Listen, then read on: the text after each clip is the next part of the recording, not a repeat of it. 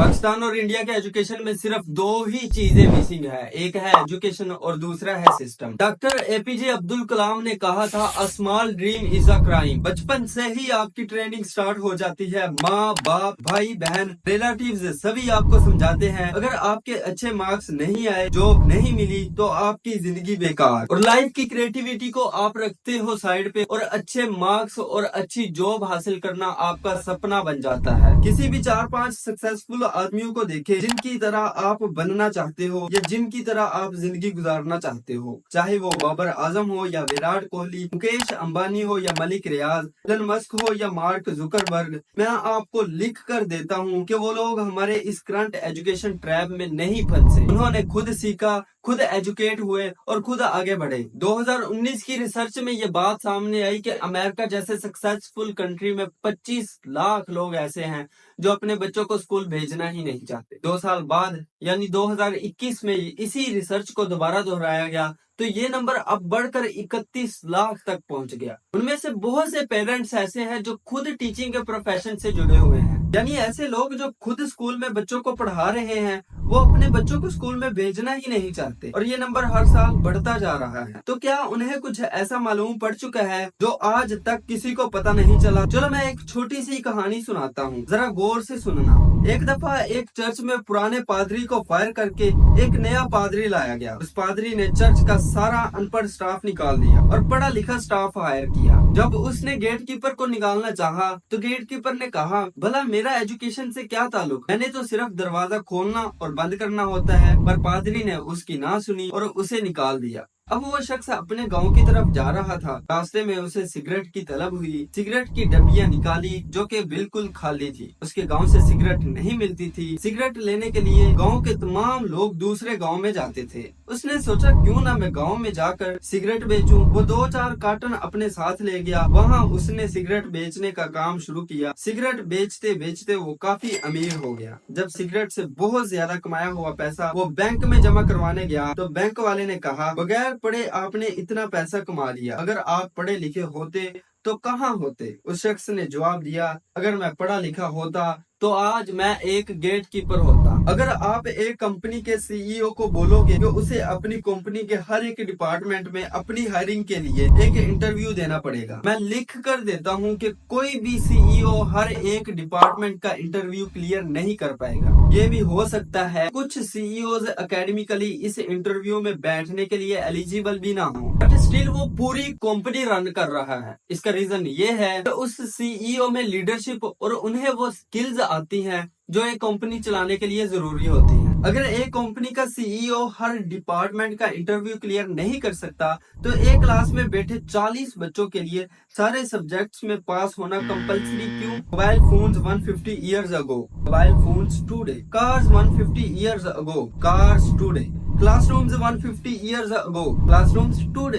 पाकिस्तान और इंडिया की रीढ़ का खोखला हिस्सा। We are solving this mystery. Are you ready? Our education system. Do you know who established our education system? Obviously Britishers. Britishers चाहते क्या थे? हमें लीडर्स बनाना या स्लेव बनाना? हम टॉप मैनेजमेंट में पहुंचे, रईस बने, बहुत कामयाब हो, या हम सिर्फ उनकी गुलामी करते रहे? Hey, you have got the right answer. Now let me explain this to you in detail. जब ब्रिटिशर्स सब कॉन्टिनेंट में रूल कर रहे थे तब उन्हें लोगों को कंट्रोल करने में दो मेजर प्रॉब्लम्स फेस करना पड़ रही थी। सबसे बड़ी प्रॉब्लम थी कम्युनिकेशन की। इंडियंस को इंग्लिश बिल्कुल भी नहीं आती थी, which made it very difficult to instruct and manipulate us. दूसरी सबसे बड़ी प्रॉब्लम थी मैन पावर की कमी। दिमाग चलाने वाला मैन पावर नहीं, दिमाग कंप्लीटली बंद करके बस इशारों पे चलने वाला man power. Clerks, office boys, factory workers, इन सब की बहुत कमी थी क्योंकि लीडर्स तो वो लोग अपने साथ लाए ही थे, बस उन्हें फॉलोअर्स चाहिए थे।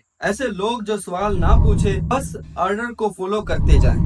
ऐसे लोग जो अपना दिमाग बिल्कुल भी ना चलाएं। ऐसे लोग जो बस पैटर्न्स को फॉलो करना जानते हों, जो चुपचाप गुलामी करते जाएं। तो अपनी पहली प्रॉब्लम को सॉल्व करने के लिए थॉमस बेबिंगटन मैकॉले ने 1835 में लॉन्च किया इंग्लिश एजुकेशन एक्ट, जहां से शुरुआत हुई इंग्लिश बोलने और पढ़ने के ट्रेंड की। खैर ब्रिटिशर्स तो चले गए, मगर हम आज तक भी उस ट्रेंड को नहीं छोड़ पाए। आजकल हमारे दोनों मुल्कों में इंग्लिश आज एक्वायर्ड लैंग्वेज नहीं, it's sort of a status, symbol of fashion, never ending fashion. Aahista Aahista हमारी किताबें इंग्लिश में कन्वर्ट होना शुरू हुई, स्कूल में इंग्लिश बोलना कंपलसरी हो गया और एक आइडियोलॉजी की शुरुआत हुई जिससे लोगों में डिविजन्स बना दिए गए। इंग्लिश बोलने वाले लोग हाई क्लास माने जाने लगे और जो लोग इंग्लिश ना बोल पाए वो लोअर क्लास। और इसी तरह ब्रिटिशर्स ने बड़े प्यार से अपनी पहली प्रॉब्लम को सोल्व कर दिया, अब बारी थी उनको दूसरे प्रॉब्लम को सोल्व करने की। बचपन से ही हमें भेड़ चाल सिखाई जाती है, जी हाँ, बचपन से ही हमें